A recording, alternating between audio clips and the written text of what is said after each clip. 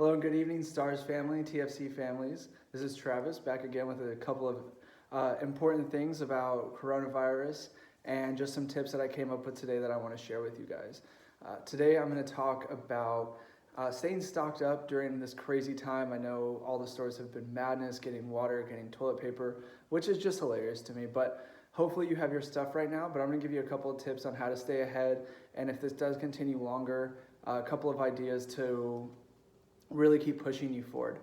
The first big thing is water. I know a lot of people may drink tap water or have water that comes out of their fridge, but a lot of us don't. And one really good way to keep water in your house, fresh, clean water, is to go get your bottles or gallons filled up at different locations around San Antonio.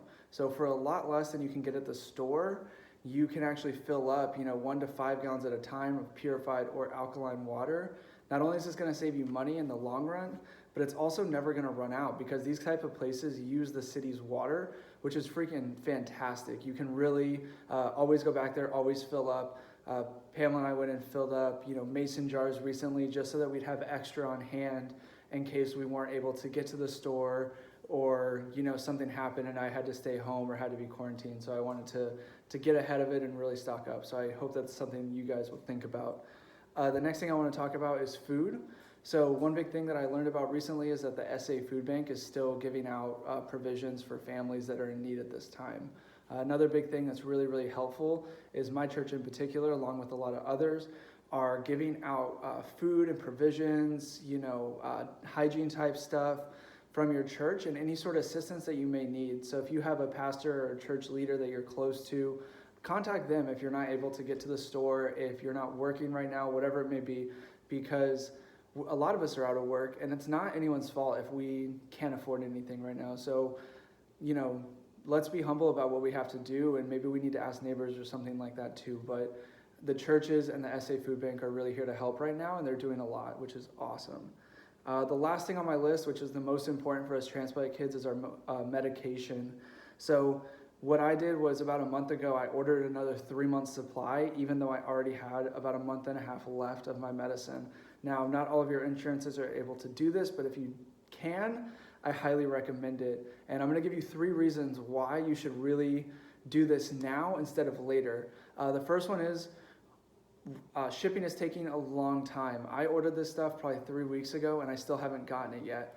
Most of us have to order these medications because they're anti-rejection, because they're higher level medications, and they don't just have them in the pharmacy. So if you order them now, most likely you will get them in a more extended period of time than you expect.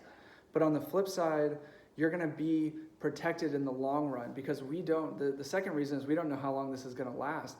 So if we're getting close to running out of medicine now, or even a month from now, but we haven't had anything ordered, we may have lapse in our medication, and we know how bad that can be, how scary that can be for you, for your parents. We don't want that. So try and get ahead of it for those 2 reasons.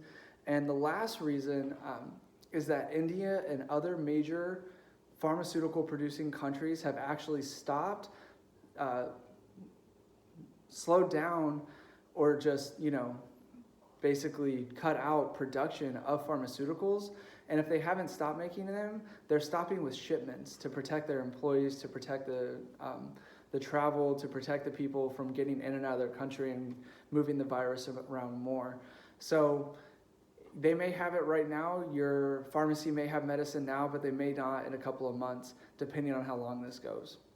I hope all this is super helpful. Remember, I just want to say again, if you feel weird or you have any more questions, follow up with your care physician, with your doctor, with a person that gives you all of your medical advice.